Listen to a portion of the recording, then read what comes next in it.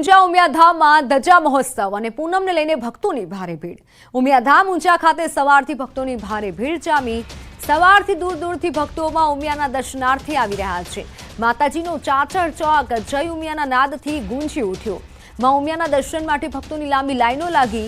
માં ઉમિયાના દર્શન કરી ભક્તો ધન્ય બન્યા। 11,000 કરતા વધુ ધજા મંદિરના શિખર પર ભક્તોએ ચડાવી। 12 લાખથી વધુ ભક્તો માં ઉમિયાના ધજા મહોત્સવમાં જોડાયા। માતાજીના દર્શન કર્યા। આજે સાંજે ધજા મહોત્સવની પૂર્ણાહુતિ થશે। ઉમિયાધામ ઊંઝા ખાતે આજરોજ ધજા મહોત્સવનો છેલ્લો દિવસ છે, તેમજ આજે પૂનમ હોવાથી હજારોની સંખ્યામાં જે મા ઉમાના ભાઈ ભક્તો હોય છે ઉમિયાધામ ખાતે પહોંચી રહ્યા છે।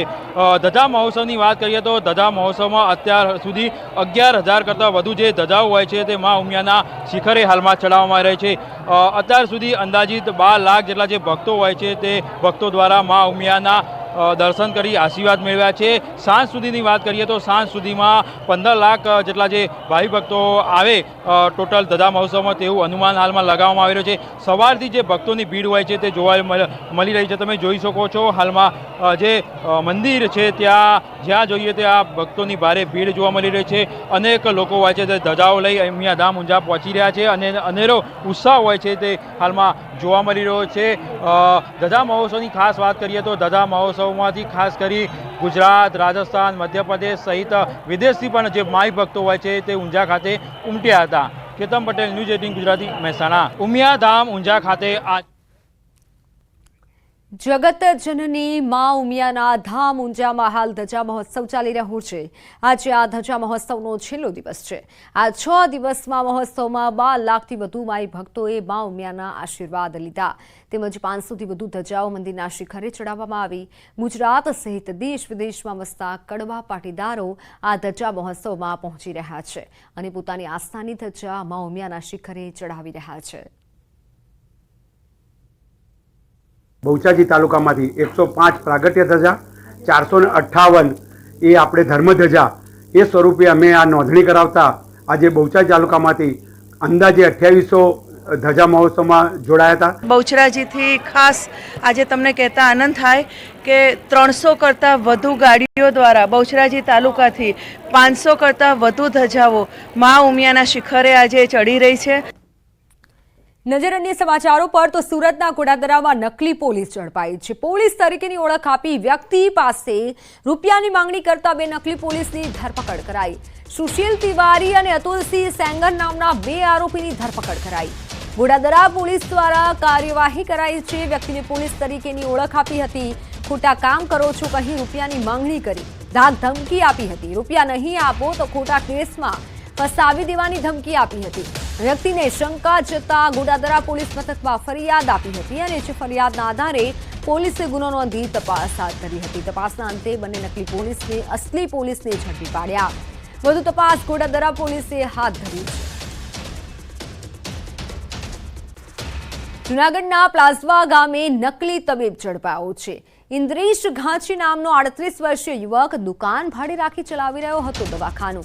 યુવક કોઈ ડિગ્રી કે અભ્યાસ વગર એલોપેથી અને સ્ટીરોઇડ જેવી દવાઓ આપી લોકોના જીવને જોખમમાં મૂકતો હતો। પોલીસે સ્ટીરોઇડ દવાઓ અને મોબાઈલ સહિત સભ્ય બનાવવાનો આરોપ મુકાઈ રહ્યો છે। મહેસાણા સિવિલમાં દર્દીઓને જાણ થતાં જ હોબાળો મચ્યો। એક વ્યક્તિએ વિડીયો બનાવીને વાયરલ કર્યો। ઇન્જેક્શન લેવા ગયેલા દર્દી પાસે માંગણી કરાઈ। મોબાઈલ નંબર, ઓટીપીની માંગ થતી હોવાનો આરોપ મુકાયો। દર્દીને જાણ થતાં સિવિલમાં હોબાળો મચાવ્યો। આક્ષેપ થયો છે કે ઓટીપીનો ઉપયોગ ભાજપના સભ્ય બનાવવા માટે થતો હોવાનો આરોપ છે। સિવિલના કર્મીનો માફી માંગતો વિડીયો પણ વાયરલ થયો। વાયરલ વિડીયો અંગે ન્યૂઝ 18 ગુજરાતી કોઈ પુષ્ટિ નથી કરતું। મહેસાણા સિવિલ હોસ્પિટલ જેમાં આરોપ મૂકવામાં આવી રહ્યા છે કે ભાજપનો સભ્ય બનવા માટે દર્દીઓને મોબાઈલ નંબર આપવાની માંગ કરવામાં આવી રહી હતી અને તેમની પાસે જે ઓટીપી નંબર છે તેનો ઉપયોગ ભાજપના સદસ્ય બનવામાં થતો હતો। એક વ્યક્તિએ તેની જાણ થતાં જ હોબાળો મચાવી દીધો।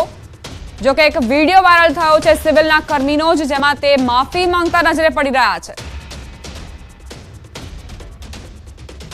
મહેસાણાની આ સિવિલ હોસ્પિટલ જે વિવાદોમાં આવી છે અને કારણ એ જ કે એક વ્યક્તિ જેને જાણ થઈ કે મોબાઈલ નંબર જે લેવામાં આવી રહ્યા છે તેનો ઉપયોગ ભાજપના સદસ્યતા અભિયાનમાં થશે અને ઓટીપીનો ઉપયોગ ભાજપના સદસ્ય બનવા માટે આ લોકો કરી રહ્યા છે.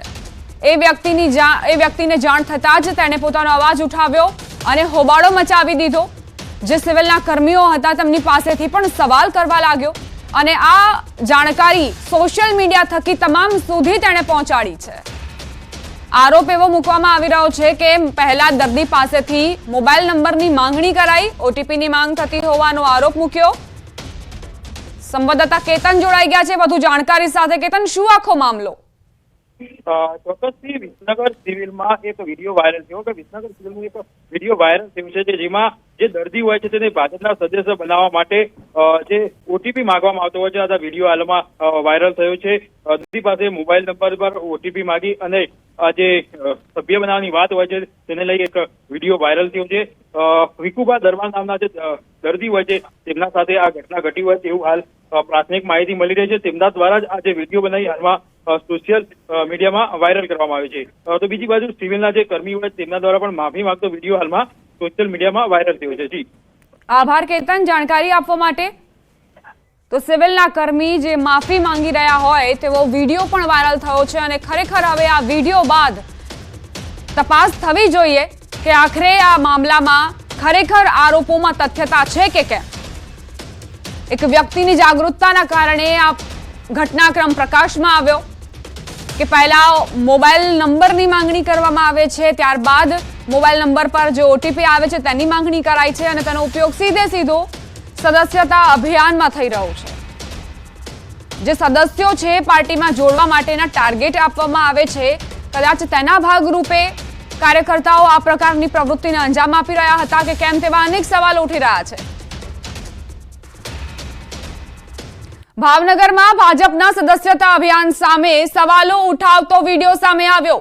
મનપાની સ્ટેન્ડિંગ કમિટીના પૂર્વ ચેરમેન યુવરાજસિંહ ગોહિલનો કથિત વિડીયો વાયરલ થયો.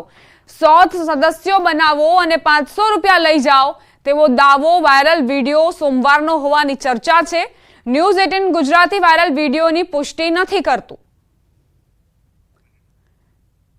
તો ભાવનગરનો આ વિડીયો હોવાની જાણકારી મનપાની સ્ટેન્ડિંગ કમિટીના પૂર્વ ચેરમેન યુવરાજસિંહ ગોહિલ, જેમનો આ કથિત વિડીયો વાયરલ થયો છે.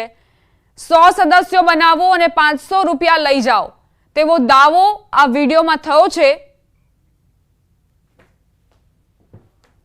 આખા વિસ્તારમાં પણ રોજના 200 થઈ જાય, 1000 રૂપિયા ઘરે કરવા ગમે ત્યાં કરો ઓટીપી લેવાનો અને એવું કઈ તમારે બીજું કઈ નહીં કહેવાનું અમારા ભાજપના તમને સભ્ય બનાવવાના એટલે તમને ઓટીપી આપશે, ના પાડે એને નહીં લેવાનું.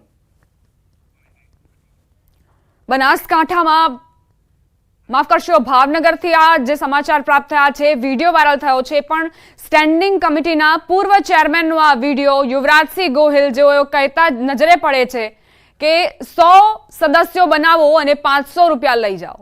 એક વ્યક્તિએ આ વિડીયો ઉતારતા જ આ જે ઘટના છે તે સામે આવી છે. પરંતુ સવાલ અહીં એ કે સદસ્યતા અભિયાનને લઈને જે ટાર્ગેટ આપવામાં આવી રહ્યા છે તે કેટલા ઉચિત, કારણ કે તે ટાર્ગેટને પરિપૂર્ણ કરવા માટે આ પ્રકારની લાલચ આપવી કેટલી યોગ્ય.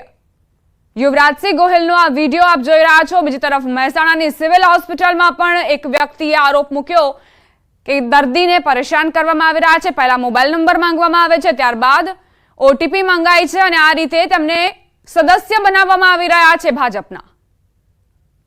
આ બે અલગ અલગ તસવીરો, પરંતુ જે ઘટનાક્રમ છે તે ભાજપના સદસ્યતા અભિયાનને લઈને જ. એક તરફ ભાજપ નેતાનો વિડીયો વાયરલ થયો છે અને તે બાદથી જ ભાવનગરમાં પણ વિવાદ શરૂ થયો છે.